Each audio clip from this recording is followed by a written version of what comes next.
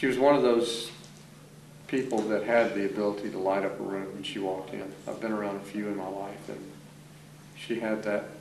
You know, Oprah has that. When you're in the room with her, you know she's there, whether she says anything or not. And Rachel had that it factor. And Rachel was a big dreamer, and she wrote down some things that seemed impossible. She drew on the back of her dresser one time an outline of her hands, and she said, "These hands belong to Rachel Joy Scott and will someday touch millions of people's hearts."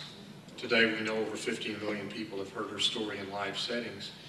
And she also wrote, "I want to start a chain reaction of kindness that will ripple around the world. That if one person will go out of their way to show compassion, it will start a chain reaction of the same. People will never know how far a little kindness can go."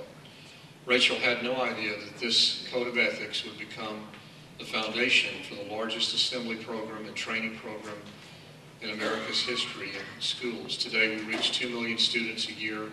We have 50%ers that go into high schools, middle schools, and even elementary schools. Now we're the largest school assembly program in America and becoming the largest in Canada and moving into some other countries. So very few parents get the opportunity to have their child that they've lost have their life celebrated 12 years later.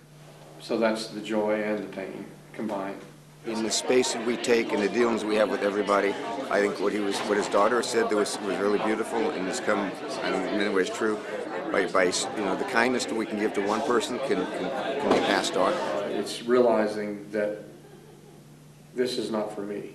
This is for that person that I don't even know, sitting in the audience that lost a son or a daughter, or that person who was planning to commit suicide that we're going to hear from in 2 weeks through an email, or that person who hasn't forgiven his brother or sister and they're mad at each other for 10 years. And we see those kind of things. So I've really come to realize that there's unmined gold sitting in the audience, that something is going to hit that core. There's been a change take place over the years, and the original focus on education was the person. And then it shifted to the process, and then it shifted to performance.